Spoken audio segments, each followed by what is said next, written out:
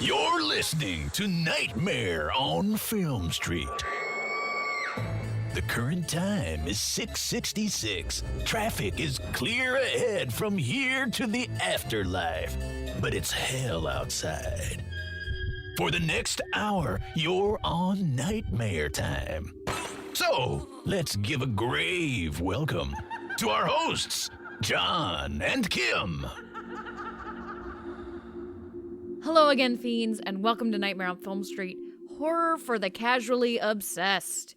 I'm Kim. I'm John. And this week, we are continuing our Space Invaders conversation. Part 2, we are talking about The Thing. That's right, John Carpenter's The Thing from 1982, the movie they couldn't handle back when it came out. They weren't ready for it. They weren't ready for the truth. Are we ready for the truth? The truth is this movie's very good.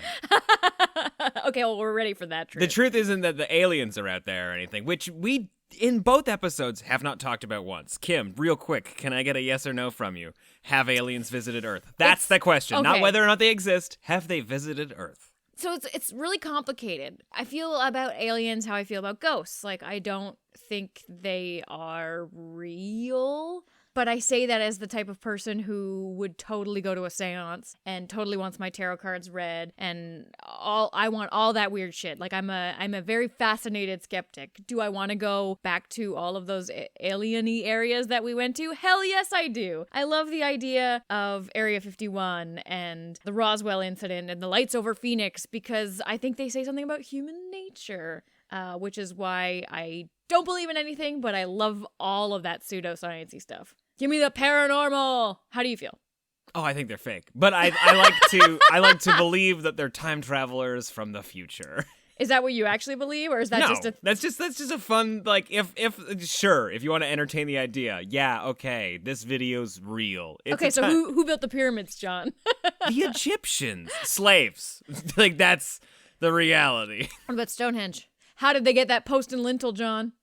Post and lintel? Post and lintel. Okay, this is what we're going to close out on, because we got to get started on talking about actual movies. But I just want to say that I hate the ancient aliens theory. I hate ancient aliens. You heard it here. John hates them. Yeah, because it discredits, it undermines what humans are capable of. Now, let's obviously not gloss over the fact that the pyramids built by slaves. Nothing about that was a happy time. No one who built it wanted to build it. Nobody wanted the plague. Yeah, right? But humans did it, and to say that it's so complicated that only aliens could have done it completely discredits everybody that was smart enough to figure out how to do that. Did you know that the Romans invented indoor plumbing? It's gonna be big. All right, back to podcastiness. No more alien talk. I mean, I guess lots of alien talk. But before we get into The Thing, John, what's keeping you creepy this week? Well, the 2022 Sundance Film Festival kicks off this week. I think the first day is today, the day the podcast is coming out. Like every year, Sundance has a midnight program. They also have a few other horror movies that are mingled and scattered around. Yeah, outside of the midnight program. But midnight is usually where you're going to find your weird movies. Sundance may not be the first film festival you think of when you think of horror, but movies like Saw and The Blair Witch Project all had their world premieres there. Brap. So there's always something good to find there. It's one of the first film festivals of the year, so it kind of sets the mood for the rest of the festival season. The two movies that I'm most looking forward to checking out this year is a Spanish movie called Piggy, which looks like it's about a overweight girl who witnesses her bullies being brutally kidnapped and has to decide whether or not to call for help or make friends with the guy kidnapping her bullies. Oh. It looks great. And the second movie is the new Justin Benson and Aaron Moorhead movie called Something in the Dirt. Definitely more. That's a great title. It's a really good title. It looks like more of a sci-fi movie that stars just Justin Benson and Aaron Moorhead. So my guess is it was maybe made during the lockdown. Like the description's fairly vague on this one. It's like some two guys who live in an apartment building together see something that like might lead to supernatural stuff. So like I'm looking forward to checking it out. And like, I'm listening. Yeah, and to be fair, I'm trying to go in as blind as possible. But I read the description enough just to see that it wasn't like, and a stunning left turn, this rom-com from your favorite sci-fi directors is debuting at the festival. So yeah, those movies I'm looking forward to checking out. Just keep an eye at nofspodcast.com or on the social media accounts to see all of the reviews and interviews that we're publishing during the festival. Speaking of Justin Benson and Aaron Moorhead, I have just started checking out the Archive 81 series that just landed on Netflix.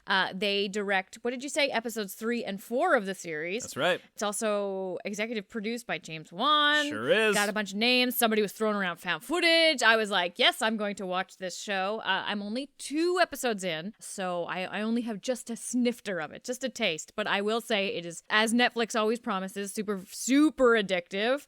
I stopped watching it to record this intro, and I really want to go back to it, but I know John's got movies to watch, and I really just want to watch Netflix. I'm really enjoying it. I think the story is super compelling. I'm not familiar with the podcast. We did listen to a bunch of fiction podcasts back when they were kind of at the height of their thing. We listened to a couple on Shudder that Shudder had exclusive of. We didn't listen to this one, so I don't think so. I don't know anything about this story, which is kind of exciting because I'm going into it completely blind. I was really sold on it being found footage, which I will say, if you're not a found footage fan, you'll really like this show. Oh, yeah. It uses the medium very, very sparingly. One of the characters who's kind of in a different timeline is using a camera as like her narrative device, but the show itself kind of zooms out a bit, and we're very classic television show style. They do cut in and out of found footage. I'm a huge found footage nerd though, so like I would prefer for the entire sequence to be found footage, and I'm not so much getting my wish there, but I will say the story has me hooked. So not gonna lie, the rest of my day is probably gonna be this show.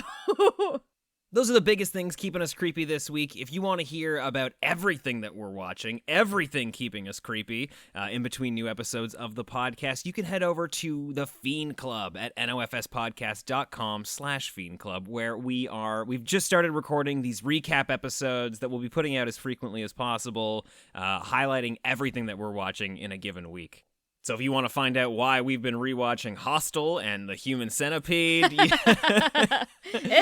and you want more ramblings from me about Twin Peaks: The Return, head over to the Fiend Club. It's waiting for you there. We'll have a new episode up in a few days. And I've also been putting together these pre-shows for the podcast that you're listening to right now. I put together one for last week's episode for Alien, and of course I put together one for this week's episode. So if you want to turn your living room into your own at-home movie theater, you can pretend that you're in a multiplex in 1982. Hit play on that pre-show, queue up your copy of The Thing, sit back, and get creepy.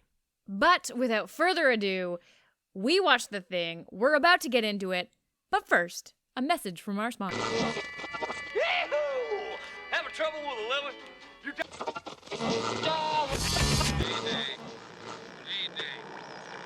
Anyone hear me? Over. This is U.S. Station 31. You read me? Found something in the ice. We need some help down here. Can anybody hear me? We found something.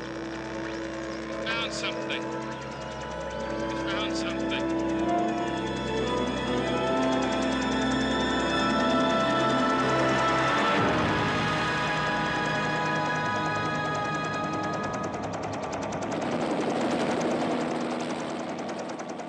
12 men have just discovered something.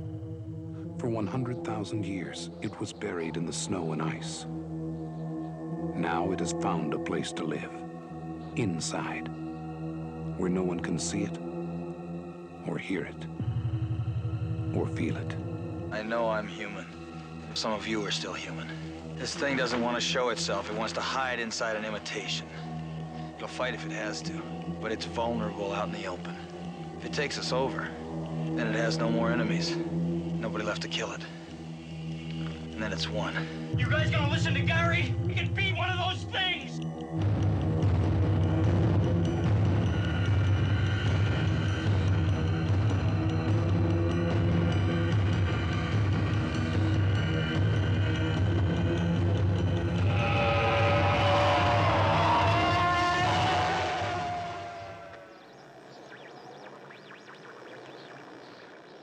The Thing from 1982 is currently sitting at an 8.1 out of 10 on IMDb. 82% on Rotten Tomatoes, 57% on Metacritic. I don't know what their problem is. And 4.3 out of 5 on Letterboxd. This movie was not received well when it was released. That Yeah. might be the Metacritic rating probably has the original releases. It only has reviews from 1982. IMDb is just like horror fans going 10 out of 10. 10 out of 10. Yeah, well, that's definitely why it's got such a high rating on Letterboxd. So we know that Roger Ebert didn't like it. I think he said, he was like, oh, it's cynical, and these characters are so one-dimensional. Not true. But I think Gene Siskel liked it. Like, Gene Siskel's like, oh yeah, I'm a sci-fi boy. I like this. My 2 favorite movies, Saturday Night Fever and The Thing. I'm going to spring this on you because you did this for me in part 1 of this series. We're doing a Space Invaders double feature. This one is set on Earth, so it's a little bit different, but still, space is invaded. Man is the warmest place to hide. Bodies invaded. So, John, for anybody that hasn't seen The Thing before, 3 things, non-spoilery things, that you'd say to recommend it. Is it good? Is it terrible? Talk about The Thing. 3 points. Okay, 3 good things about The Thing if you have not seen it before. 1, Kurt Russell in a beard, I guess. That's a good thing. That's a good thing. 2, there are a ton of practical effects. They're all crazy. They're all gross. They're all weird. They're all, like, unlike anything you've seen before.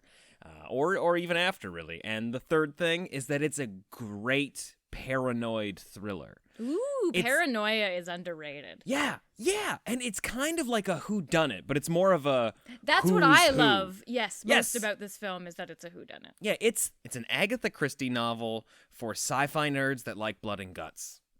Yes. That's going on Letterboxd. I'm writing that down. Number 3, Agatha Christie novel for sci-fi nerds that like blood and guts. Just to spring off your point number 1, I read somewhere that Kurt Russell spent a year growing out his hair and his beard for this role. This movie? Yeah. A year? A year. How long did it take him for the Christmas Chronicles? I guess it's fake. That's right? all fake. So I was planning on saving this until a little later, but Kim, I was hoping we could get like an official ranking from you on Kurt Russell's facial hair through the ages. What are our top 3? And to help you, I've got a series of photos lined up right here for you to look at. We've got. Does the eye patch count as a facial hair? So, so our first example is, of course, the stubble of Snake from Escape from New York. Coming in at number 2 right now on our slideshow, The Thing. Mm-hmm. A little frosty, a little bit of snow on that. The frosty. He's very pale in The Thing, though. Super pale. He's in the cold a lot. He's got that, let me in, I got this dynamite. We've, of course, got the more modern Kurt Russell beard in Bone Tomahawk. The problem is like, You don't like the mustache. no, I really like older Kurt Russell. We're talking specifically the beard, though. Don't feel like it's gonna be weird if you're like, ooh, hubba 65. But it's the ensemble. Like my favorite Kurt Russell is Death Proof Kurt Russell, but there's no facial hair in that. But it's the jacket and it's the cool. I almost put it on because he does have like a little bit more of a pronounced sideburn in the second half. He does have a sideburn. In the and second he's got, half, he's got that stubble. I shaved yesterday. Yeah, because I've been too busy stalking girls. I'm too busy murdering girls. Yeah. Let's I can go see how with you'd fall Christmas for that. Chronicles because everybody loves a Santa. Well, we're not done yet. We're not Kim. going with that weird mustache. You no. don't like the Hateful Eight? That's essentially your Christmas Chronicle, but just like with a cooler mustache. Yeah, I mean, back up. You want just a good That's stash. too much stash. Tombstone Kurt Russell. Tombstone much stash. Okay. And then Guardians of the Galaxy. I don't know if you've seen this. I have not seen that, but that's a good amount of facial hair. Much cleaner and he's mustache. got the salt and beard. peppy. yeah. Mostly and, salt. And then the overgrown Christmas Chronicle Kurt Russell. Are you actually going for Santa? For Santa Daddy, yeah. You're fucking serious. Wow, that's but yeah, weird. if the eye patch counts, then Escape from New York. Yeah, I think it looks good. Yeah. Yep, looks great. Yeah. The weird thing now is Kurt Russell in The Thing. It reminds me so much of his son Wyatt now that like I can't unsee it. So I don't even see Kurt Russell anymore. I just see Wyatt running around in the snow. How dare you ruin your father's career like this, Wyatt?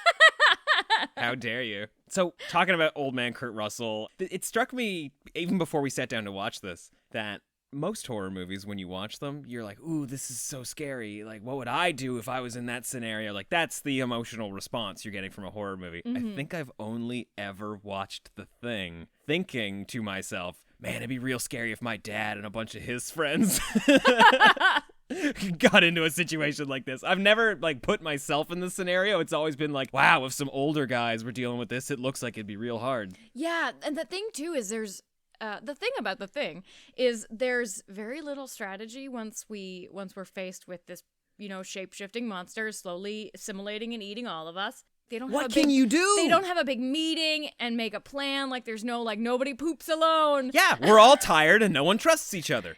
Yeah, so I would say that my first reaction, I would be the total doctor. I'd be running around smacking helicopters and destroying communication devices, and I'd be like, "We're fucked, we're doomed." And then I'll kill you all. I would probably drink myself into a stupor and run outside in my long johns and freeze to death. You sound like Blair, McCready, and Fuchs all mixed together. Because I don't know if you remember Fuchs. They're pretty certain killed himself. He's like, fuck it, I'm just gonna explode right now and not have to deal with it. Yeah, so I'm like part 1 Blair, part 2. I think I would be Childs, just because Childs is the most cynical. Yeah, Childs. And he's just a badass. Keith David's the fucking man, He's right? so cool. Okay, so I think I propose this every single time that we watch this movie. And I proposed this to you last night when we watched it, that you have to announce out loud when you think a conversion has happened. So when you think somebody's been assimilated. Yes. And I've done this, I think, every single time, at least personally, in my head, I've done this every single time I've watched the movie. Mm-hmm. And I can honestly say that I have no idea who's the thing, when they're the thing, and when they were transported. And I always forget who's been assimilated and who's not. Like when they do the blood test thing, it's a surprise for me every single time. I'm like, I was wrong again. I've seen this and I'm wrong. It still works. That's the genius and magic of this movie is how paranoid you get and how suspicious you are and uncertain of all of these characters, even having already seen it. And I fully think that's why it's done, because I'm looking at you, dog trainer guy. There's a few people where you're absolutely certain they're the thing, and even McCready himself is certain enough to kill him when he pulls a tiny little knife on him. Yeah. And it turns out he's human, and you're like, ooh. You don't believe it. You don't believe it for one second. I still don't believe it. I'm like, no, he was totally the thing. Yeah. So who do you think there is a quick little quiet moment when the dog, who has come over from a different base that some Norwegians are shooting at, which is sort of sparks the entire movie. We find out later that the dog is most definitely an alien who starts infiltrating the base and sort of body snatching people, imitating them, taking them over, multiplying essentially. We see that dog go into like a storage room. Like a nondescript. Think we're alone now. Yeah. There doesn't seem to be anyone around. You want to hear that song 12 times? Watch The Thing with Kim. That's how I announce when I think the thing is taking somebody over. It's the coolest little like killer theme song, right? Just a dog walking around singing Tiffany to himself. Like he's been frozen, for 100,000 years, but he's still keeping up to date on current music. Honestly, I double dog dare you next time you watch The Thing to play that game and sing I Think We're Alone Now. Every single time you think the thing is in a room with one other person and is going to assimilate them. Yeah, they do it a lot. You'll sing the song a lot and you'll be wrong most of the time. So who do you think, when that dog goes into that nondescript storage room and we just see a shadow of a person on the wall, acknowledge that a dog has walked into the room, and then we cut away? Well, I was totally incorrect, because the entire first half of the film, having seen it before, I was fully confident that the dog trainer guy and Windows were the two that were infected straight out the gate. Yeah, Windows, the radio dude. Yeah. Because he was kind of erratic and crazy all the time, and he had a way of being like in the backs of scenes and not really actively doing anything. Like I was watching who was quick to flamethrow and who was like self-preserving versus destroying creatures revealed to be the thing. I assumed that anybody who was the thing would weigh the risk of destroy to save myself, thus preserving our chances, or lay back and risk myself being revealed and both of us getting destroyed. You know what I mean? Because in that scenario, the thing would likely burn, say, another part version of himself. Ooh, yeah. I don't know about that. But if it means they won't be suspected, that's more chance for them But they literally established that even its blood, if you try and attack it, immediately goes into defense mode. Like, that's like its only characteristic is defense and survival. And it's ingrained in its DNA. I think you're underestimating the intelligence, though, because the fact that they can replicate speech and memory, and they retain that, and they're able to trick you to the point where you could have a conversation with somebody and not know. Like, they don't really get into it, but I'm sure the Thing could have conversations with human beings about their wives back home. Yeah, none of that happens. There's no discussion Outside about talk. that. Yeah, Yeah. I love that about this movie. It's just, it immediately gets locked down. We don't need to, they already know everything about each other. I don't even know really what their jobs are. Like, I don't know. No know idea. what they did. As soon as the Thing is at the base, it's like, well, turn off the clock, guys. We are not working again. Yeah, it's like we've got a cook, we've got a radio guy, we've got the boss, who's basically just like the sheriff of the station. McCready's a pilot. We got a dog man. And the new boss. We got a dog man. Childs, I guess, is the muscle? Like, did they hire a bouncer for the science lab? Because we've got a doctor, and I guess Blair is the scientist. He's the science doctor. He's the science doctor, yeah. Speaking of you underestimating their intelligence, I think we are skipping over one of the biggest things about this movie that I don't hear people talk about a lot, is that the opening, when the dog is running towards the new camp. Yes. So it's kind of crazy because this movie ends worse off than the Americans handled the Thing worse than the Norwegians did. The Norwegians at the end of their showdown had a helicopter left. Okay. And humans manning it. It wasn't That's a Thing true. manning it. But the fact that the Thing ran to another camp as a dog, there's something so smart about that. Because I'm thinking they've awoken this creature from hundreds of thousands of years being not cryogenically, but frozen under the crust of the Antarctic. It wakes up. These Norwegians are the first human beings that they're encountering. So this is the first time it's assimilated human life. We're sure that it's assimilated a ton of other things, and we see that when it becomes different creatures. It becomes like spider-like things and tentacle-y things. Like, we're assuming different alien creatures it's encountered. I don't know if we ever see its natural form. I think we just see distorted versions of the things it's recreated previously. Yeah. Because we'll see moments... Stuff in the cache We file. see moments where there's almost human-like forms in it, and there's dog-like forms in it, and those are all things that's previously replicated. Yeah, so the fact that it comes as a dog, and it immediately goes to the guy that loves dogs, and it's like licking his hand and being docile, and not being a crazy, wild, intimidating dog. They're like, why are they shooting this dog? He's so friendly. Yep. I think that's the most sadistic part of the movie. That takes an immediate understanding of human nature and humans. That's true, yeah. I guess our faults and our flaws is maybe our... Because he had definitely... how much we love dogs. Well, it also knew it was going to an American base. Like, that's the one thing you can't do in America is hurt a dog. And kudos to this movie for just fucking murdering all the dogs.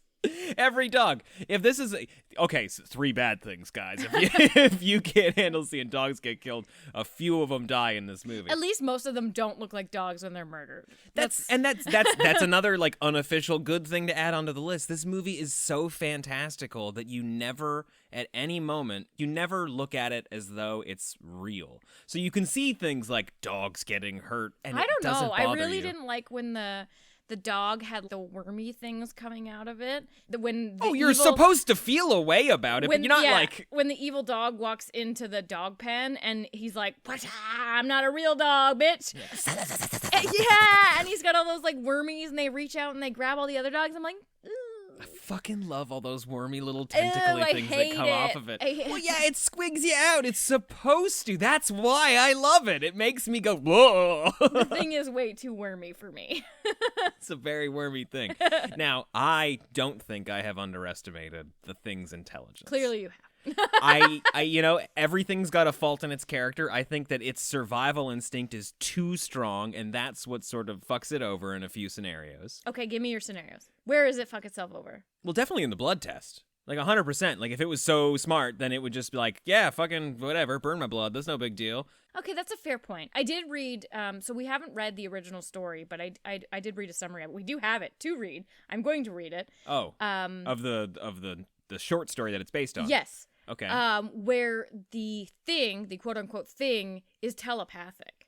Okay. But I do not think in this adaptation it's telepathic because I don't know... Oh, you don't think it can communicate with itself as different people? I think it can do that, but I mean telepathic in terms of reading the humans' minds. Oh, sorry, my mistake. Yeah, so it's trying to play a game of chess where it doesn't necessarily I don't think they know the blood test is going to work with just the copper wire. I think the thing learns when the humans learn, because the thing at some point destroys all of the extra stores of blood they have, because that was the plan for the original blood test. But they can't do that because the thing has broken into a fridge and destroyed the blood, which is another point. I don't know who was the thing and who destroyed the blood. So here I do have a few things that I want to run by you. One of them, I think, will tie back to me thinking that the thing is still super duper smart, but the other one was who destroyed all the blood. I have no idea. So those are some questions that I have. Because there's in this only movie. one. So as of the blood test, there's only one. Oh, I don't know about that. Right? I don't think so. Honestly, what it comes down to is who you think it takes in the basement at the very beginning of the movie. Let's assume that it takes. I've lost his name now, but the guy who smokes a lot of pot, who's just like rolling joints nonstop. Who's the guy who we've determined is an alien during the blood test? We also know that the guy who had his head fucking fall off is the thing. That happened a few scenes beforehand. At some point, he had to be alone in a room with the thing, and that's all before the blood test. I'm so confused. So yeah, The only thing we definitively know is the results from the blood test. at that moment of the movie, yeah. Yeah. So yeah, once we get to that point, the only person in the room who was the thing was that guy. Yeah, because everybody else is either like suicided or been flamethrowed. So everybody in that room and Blair. Let's not And- fucking forget and Blair. that Blair is the thing. Blair. At some point. The At doctor some who point. freaks out, and they have to imprison because he's too much of a danger to the rest of the group because he assumes they're all aliens and he'll kill them all. I mean, his He doesn't method hurt was a single person before they lock him up. When do you think he's the thing? somebody goes out at some point. And Ooh, see that this is where you and I are going to disagree, and this is where I think that the thing is super duper smart. I think he's the thing in that moment where he's destroying all the information.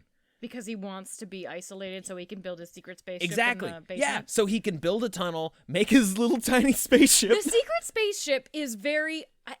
I think it's underrated. It comes and goes so fast when that should have been like a whoa, it's trying to escape moment. Yeah. Well, I guess once you realize that there's a fucking alien with tentacles that turns into weird monsters and is imitating your friends, anything after that, not a surprise. Yeah, it's crazy. This thing is so great at assimilating and chameleoning into other things. Like, I know that a helicopter isn't like a sentient being, but What? if you can convert your cells into like anything you want, why not just be a thing that flies and fly away?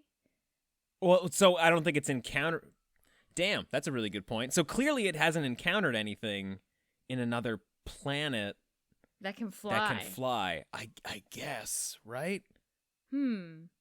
I do like the backdoor idea though that we can make a spaceship with car and helicopter parts. Like we have the technology, guys. We can make a flying saucer. It wouldn't be a spaceship though, because it's an Earth. It would just be a friggin' round plane. I think to any of his bros back You can't home, call it a spaceship. I guess if an alien made it. if his buds came down and they saw what he'd made, they would look at it like it's a boxcar racer or a paper airplane. Yeah. So like that's the other thing I can't pin down is when Blair becomes the thing. Now I will at least admit that there is still plenty of room for the idea that somebody went out to him while he's locked up in his room and assimilated him. That's what I think happened. But I don't know. I don't think we're giving him enough credit. I don't think we're appreciating how intelligent this thing is. I agree. Because it knows that people would leave him alone. That is a crafty theory. There's also that weird moment. There's some moments in this film that I think that maybe something didn't get filmed or was cut for time or whatever for flow, where MacReady and I think it's Knowles go out because MacReady left the light off in his shed or whatever, and they're going to check it out. And we don't go with them, but Knowles comes back practically almost frozen, and he has slipped away from MacReady because while in MacReady's shed, he found MacReady's torn up clothing. Yeah, like all shredded and shit. And he was like, fuck, MacReady's the thing. And so everybody suspects MacReady until MacReady gets crafty with some dynamite and is just like, fuck y'all, I'm the boss of this show right now. Yep. I gotta admit, even though I'd seen the blood test and everything before, I was Yeah. like, shit, is McCready the thing? They do a great job of, like, I was starting to think about that too. It's like, what if he actually is? But I don't believe it, because So what's the thing's motivation there in shredding the clothes? Is it just to stir more doubt? definitely to stir When do more you have doubt. time to do all that? Like, honestly, Do you right? think some blood just slipped out and was just like, shred? It wasn't even a full dude. There. I love that idea. I like that idea a lot, because there was a moment where blood hit the floor and we saw the blood move around like it was running away, that afterward you were like, well, what happened to all that blood? Like, what did the blood get up to?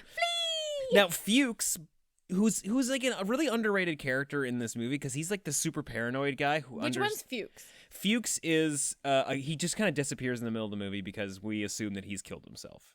He is pals with McCready. He's the one who pulls him aside and reads him the Norwegian stuff, like he's translating everything. Yeah. He's also, you can see that he's starting to get like super paranoid and terrified, because he's like, hey, I was thinking that we should probably prepare our own meals, because it seems like a drop of this can, like, just a cell can infect you and take you over. We should prepare our own meals. We should only eat canned food. They still never make a protocol in terms of how many per group. They do a lot of splitting up into twos, and I just do not agree with that. It's one of the only horror movies where when you need to isolate your characters, you still have them with somebody. I would be tethered to every single person by a rope with a bell on it. Well, at some point, McCready does that. He's Single pretty much like, everybody stays here. No one goes anywhere. We all keep an eye on each other. Yeah, but at that point, everybody could be the thing. Yeah, and so, like, the thing is, Blair, the doctor who freaks out, recognizes that they don't have the wherewithal, the protocol to handle that. So it's really me against everybody, assuming that he's human. Fuchs also has the same understanding, like, oh, this is inevitable and it's a war that we can't fight. The best thing we could all do is commit suicide, so it doesn't have people to take over. Which he unfortunately does off camera, and they just like find his crusty body in the snow. Yeah. And they're like, oh, I think that's Fuchs. And they like kick it and move on.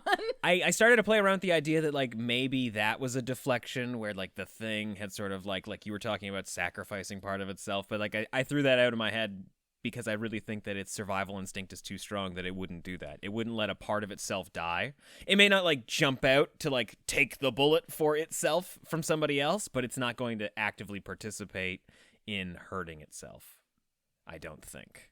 Unfortunately, that can't be disproven because in the blood test scenario, there is only one person alive that is the thing. So you don't see how another person who's the thing reacts when somebody gets, like, outed and flamethrowed. Yeah.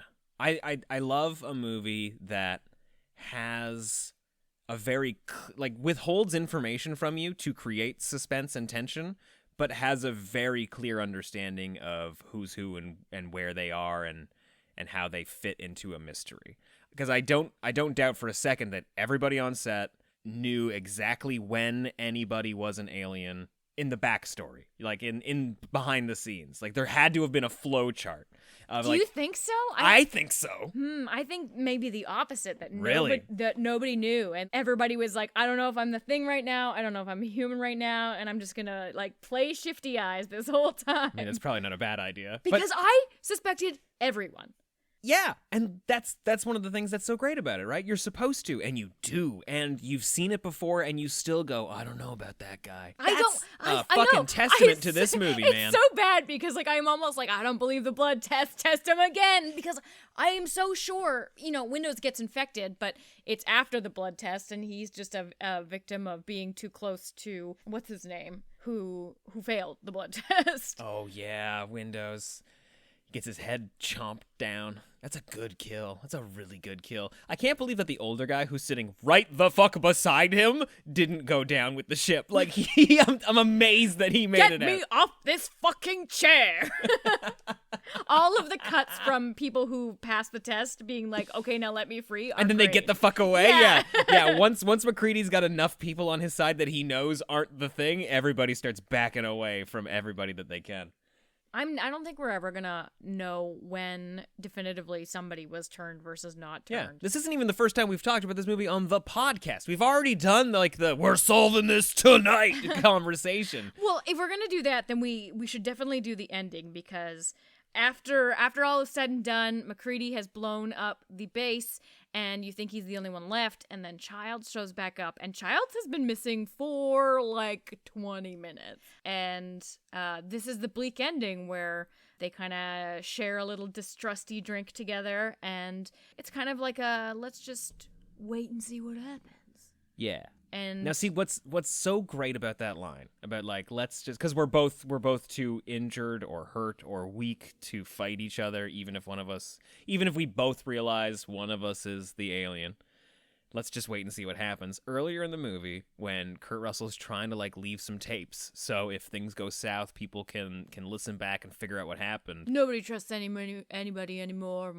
We're all tired. We're all just very tired. But he records over that, Which is kind of cool. It's kind of cool. But what he records over that with is, we'll just have to wait and see what happens. There's nothing else we can do right now. We're just going to wait and see. So that's how the movie ends. I think he's trying to record over some vulnerability, which is a nice little character reveal because we only see him being, like the brave leader in the film. And you see him alone and he has this moment where he's, like if this is what they leave behind, he's recorded over that moment of vulnerability. Yeah, because now he's still leaving like a guns blazing, like, well, we're just gonna have to wait and see what happens, partner. Like he's like, I'm prepared for it, even though I don't know what's coming.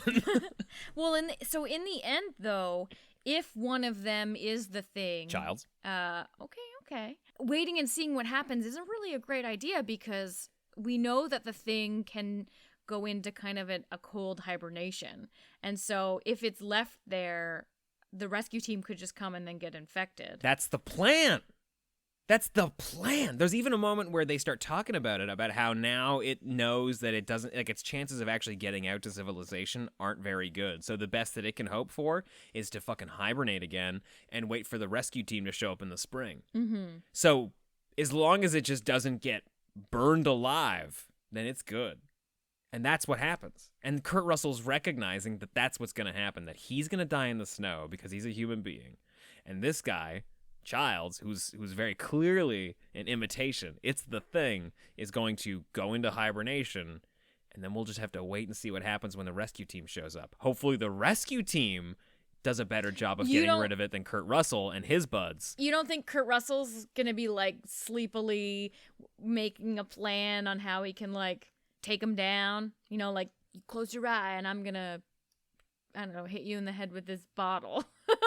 I just don't think he has the resources to do it. I don't think he has the energy to do it. I think if he could, he would, but he knows that he's if he tries to fight it, best case scenario, he becomes it. Yeah. I've heard a bunch of theories as to why everybody thinks Childs is the thing. Maybe because he disappeared for 20 minutes, which is my kind of greatest, point in column A.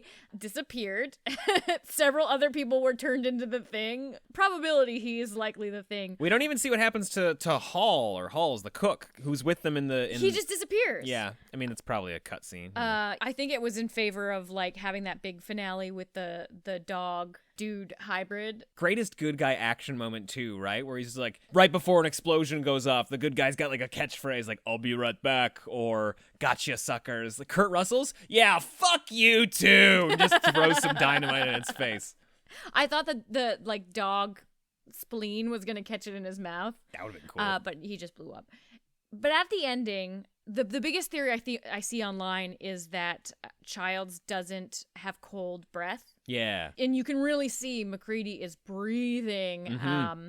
You can see that like cold, what do you even call it? Cold air fog? Do we have a word for it in English? Fog. You can see your breath in the air. Yeah. What an inefficient and way. Childs doesn't have that at all. So I guess the thing doesn't breathe. We don't really know the rules in terms of that, but I guess that's the case. I think that's the case. I think that's supposed to be our giveaway. And is the liquor still liquor? So for a long time, I used to think that the liquor was kerosene because they do empty out some bottles and make Molotov cocktails. I don't think that one in particular. I don't know, though, because when he sips it, McCready does this head shake smirk thing, which I'm glad I think you brought that up. confirms to him that it's not a human. I don't know. I used to think that. I used to really think that. One thing right at the gate that's maybe going to throw that out is that he goes to have a sip of that bottle himself before he hears Childs behind him. And then that's when he turns around, they have a bit of a conversation, and he gives him the bottle. So there is a bit of an arc here that I've never noticed with Kurt Russell, and it's fucking hilarious. His entire character just wants to have a sit and have a fucking drink. It's like we interrupted him on his day off. He was just drinking scotch, playing chess. With the only girl in the entire film. That's so true. Apparently the chess game was voiced by Adrienne Barbeau. Oh, no way. John Carpenter's wife at the time. Right on. The only woman that appears in the entire film. So he's having that drink. He gets interrupted. There's even a moment where he hands the bottle over to Bennings because Bennings gets shot, but you can see that sort of like he comes out of his shed with his bottle in his hand, and he doesn't let go of the bottle for a very long time. Like he wants that drink. When the dogs get attacked, he hears it happening, and he's like, oh fuck! It's right as he's getting a beer out of the fridge. There's a moment like so that's the whole plot of the thing is MacReady can't have a drink. Yeah. So there's literally a moment where they're like, hey, we should probably go over and check the Norwegians out. And he's like, I just want to go back up into my shed and get drunk. Like, that's literally what he says. And then at the end of the movie, he crawls out, lone survivor, everything's destroyed. Maybe, hopefully, the alien. Also, I'm gonna die out here. And he's got a bottle. And he's like, well, this isn't how I wanted to have this sip, but here we go. And then he gets interrupted by the alien. And so he doesn't actually ever get that drink. He hands the bottle to him and shares it with him. Now, I think also, if we want to get writerly weird about it, the movie's about distrust and about how distrust is their downfall. It's what destroys them. I think that's kind of what he's laughing about at the end of the movie. It's like it's the only time that there's any, like, he's literally at the table with the enemy, but there's peace because they're just letting it all go, and they're just having a drink and just spending time together. Mm-hmm. So like, it's not that there's trust necessarily, but they do. There's it's like the opposite of mutually assured destruction. I know you can't kill me. You know I can't kill you. So we're just gonna sit here and see what happens. I mean, that's the real Cold War. Yeah, well, hey, I mean, like, they don't know what the Norwegians are up to. They're not very far away. The Norwegians have discovered the existence of life elsewhere in the galaxy, and they don't know about it.